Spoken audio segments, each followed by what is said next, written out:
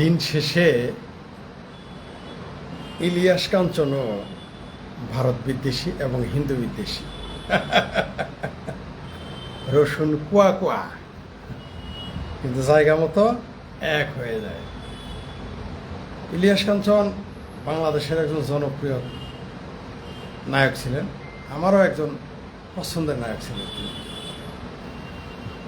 ইলিয়াস কাঞ্চনকে কি দেখলাম, হারাম পয়সা পকেট মেলেকে হালাল গোজ ডুনলে আলার মধ্যে কিন্তু তিনিও একজন। তিনি আওয়ামী লীগ ক্ষমতায় থাকলেও আওয়ামী লীগ না করলেও আওয়ামী লীগের ভাব ধরে থাকতেন। ইলিয়াস কাঞ্চন অন্য কেউ যদি বলতো এই কথাটা আলোচনায় আনতাম। তিনি বলেছেন যে এই টাউট বাটপার গাঞ্জাখোর টাইগার রবি, তথাকথিত টাইগার রবি, তার নাকি ভারত মেরেছে, ভারতের জনগণ মেরেছে, ভারতের লোকজন তাকে পিটিয়েছে, এই জন্য ভারত হচ্ছে অসভ্য রাষ্ট্র। আসলে ইলিয়াস কাঞ্চনের কাছে হচ্ছে পাকিস্তান হচ্ছে সভ্য রাষ্ট্র, আমেরিকাও কিন্তু সভ্য না। আমরা জানি ইলিয়াস কাঞ্চনের কাছে পৃথিবীর যে কোনো দেশ সভ্য হবে না, খোদ আমেরিকা, অস্ট্রেলিয়া, কানাডা এগুলো সভ্য না। ইলিয়াস কাঞ্চনের কাছে দিন শেষে পাকিস্তান সভ্য রাষ্ট্র, এটা আমরা বুঝতে পারছি। ইলিয়াস কাঞ্চনের ব্যথাটা কোথায় আমরা জানি। ইলিয়াস কাঞ্চনের ব্যথাটা ওই মৌলবীদের মতো, হৃদয়ে ব্যথা, পাকিস্তান প্রেম আর মুসলমান প্রেম। আর যেহেতু হৃদয়ে পাকিস্তান প্রেম আর মুসলমান প্রেম, তখন সেই প্রেমটা ভারত এবং হিন্দুর জন্য ঘৃণায় পরিণত হতে বাধ্য। যে লোকটা মুক্তিযুদ্ধ বিরোধী, যে লোকটা চরম মুসলিম প্রেম দেখাবে, সেই লোকটা ভারত এবং মুক্তিযুদ্ধ বিরোধী হবেই হবে, 100% হবেই, হতে হবেই। ইলিয়াস কাঞ্চন হচ্ছে তার সর্বশেষ প্রমাণ। ইলিয়াস কাঞ্চন কিন্তু কোনো মৌলবী না। ইলিয়াস কাঞ্চন সম্পর্কে আমরা জানি নাই যে কোনো দিন গিয়ে কোনো ধর্মীয় অনুষ্ঠানে ওয়াজ করছেন, করেন নাই। মানে বাংলায় একটা কথা আছে যে কয়েকে আমার সবচেয়ে ভালো ছেলে কেউ কয় শেখ ফরিদ।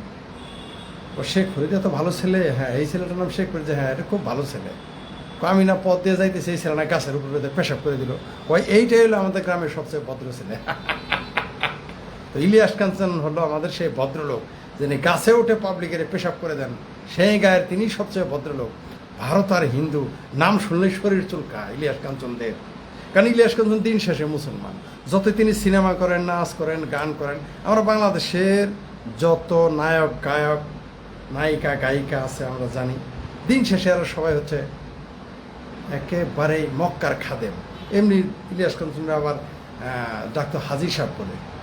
দিদিকে যখন তিনি দ্বিতীয় বিবাহ করেন, তখন তাকে হাজি সাহেব বলে এফডিসিতে ডাকতো, আমরা দেখতাম। আমার সাথে সৌভাগ্য বলেন, দুর্ভাগ্য বলেন, তার সাথে কয়েকবার দেখা হয়েছে। ঠিক আছে, তাকে দেখতাম সবাই হাজি সাহেব বলে। আমি কিন্তু এটা তাকে না দেখলে আমি জানতাম না।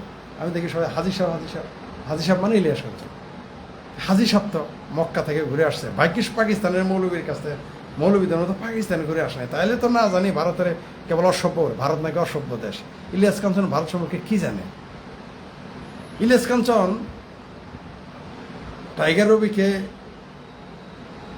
চিকিৎসা কি মেরেছে, মিথ্যা কথা, এটা ঠাড়া বড় মিথ্যা কথা। টাউট বাটপার গাঞ্জাখোরটা একটা নাটক করলো, ড্রামা করলো, জামাতিদের ভাড়া খাটায় গাঞ্জাখোর টাইগার রবিটা, তার পক্ষে ইলিয়াস কাঞ্চন মাঠে নেমে গেল। কারণ কি? কারণ ওই একটাই, দিন শেষে ইলিয়াস কাঞ্চন মুসলমান, দিন শেষে পেয়ারা পাকিস্তানি, তাই তার মুসলমানিত্ব প্রেম জেগে উঠছে। দেশপ্রেম না, কিন্তু এটা বোয়া কথা।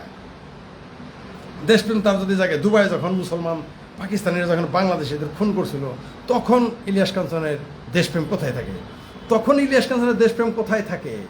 যখন বাংলাদেশের গৃহকর্মীদের সৌদি আরবে রেপ করে মেরে ফেলে লাশ হয়ে ফিরে আসে, তখন ইলিয়াস কাঞ্চনের দেশপ্রেম কোথায় থাকে? ইলিয়াস কাঞ্চনের দেশপ্রেম 8-10টা মৌলবীর মতো, 8-10টা জামাতের মতো, 8-10টা হেফাজতির মতো, 8-10টা পাকিস্তানবন্দীদের মতো কেবল ভারতের প্রসঙ্গ আসলে ইলিয়াস কাঞ্চনের দেশপ্রেম জেগে ওঠে। এর আগে ইলিয়াস কাঞ্চনের দেশপ্রেম জাগে না। তোফাজ্জলকে ইউনিভার্সিটির ভিতরে পিটিয়ে মেরে ফেললো, তখন তার দেশপ্রেম জাগে নাই। তার দেশপ্রেম জাগে নাই দুবাইয়ে যখন পাকিস্তানিরা বাংলাদেশি শ্রমিকদের খুন করে ফেলেছে, তখন তার দেশপ্রেম জাগে নাই।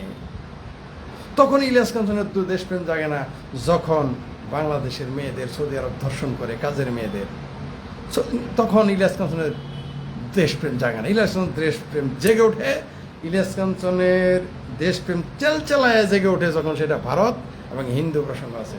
তারপরেও ঘটনাটা মিথ্যা সর্বৈব। তার মতো একজন প্রখ্যাত ব্যক্তি, তার মতো একজন তারকা, খ্যাতি সম্পন্ন ব্যক্তি এবং নিজেও তারকা, সেই লোকটা এরকম একটা ঠাড়া পড়া মিথ্যা কথা বলে দিলেন যে টাইগার রবিরে মারছে। খবরটা তো একটু শুনবে, মানে কত বড়, মানে আল গুজবি গ্রুপ কেবল জামাত, হেফাজত আর ছাত্র দলের কর্মীদেরই মাগাজ খায় নাই, মাগার ইলিয়াস কাঞ্চনের মতো লোকের মগজ খেয়ে ফেলেছে। মানে তার মানে হলো যে তিনি একটা মেইন স্ট্রিম মিডিয়ায় পড়েন নাই, তিনি এটা কোনোভাবেই খোঁজ করেন নাই।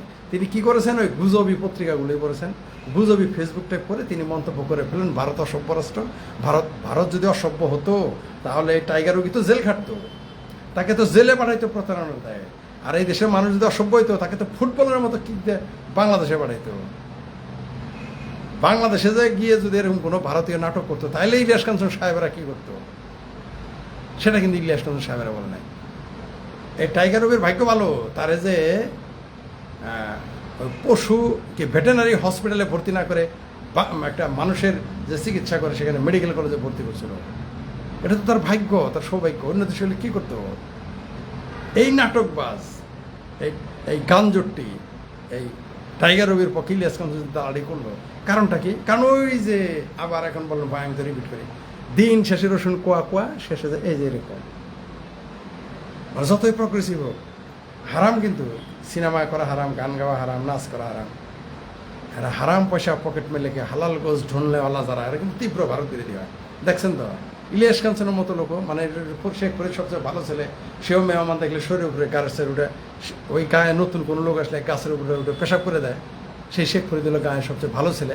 ইলিয়াস কাঞ্চন বাংলাদেশের সবচেয়ে ভদ্রলোক, সবচেয়ে ভালো মানুষ, সবচেয়ে অসাম্প্রদায়িক। কিন্তু ভারত আর হিন্দু নাম শুনে তার শরীরে চুলকানি উঠে যায়। তাই টাইগার রবির মতো পাটপাড়ের পক্ষে তিনি বিবৃতি দিলেন।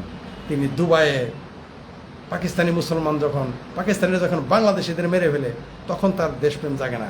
মুক্তিযুদ্ধ নিয়ে তার দেশপ্রেম জাগে না, তার দেশপ্রেম জাগে না বাংলাদেশের কাজের মেয়েদের মধ্যপ্রাচ্যে ধর্ষণ করলে।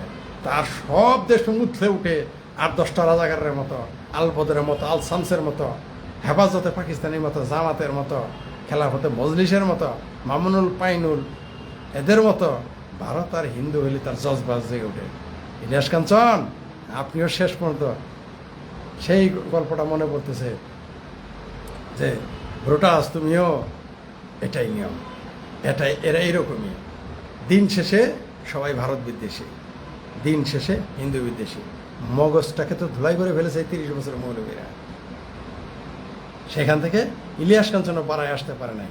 ইলিয়াস কাঞ্চনকে দিয়েই প্রমাণ করা যায় এই দেশের অবস্থাটা কি, এই দেশের সাম্প্রদায়িকতা কীভাবে বেড়ে গেছে, মুসলমানরা কীভাবে উগ্র আর সাম্প্রদায়িক। মুসলমানরা তো এমনি উগ্র আর সাম্প্রদায়িক, সারা পৃথিবীতেই সবার কথাই বলতেছি না, বেশিরভাগ, সবাই না, বেশিরভাগ এরকম উগ্র। ইলিয়াস কাঞ্চন হলো তার সর্বশেষ প্রমাণ।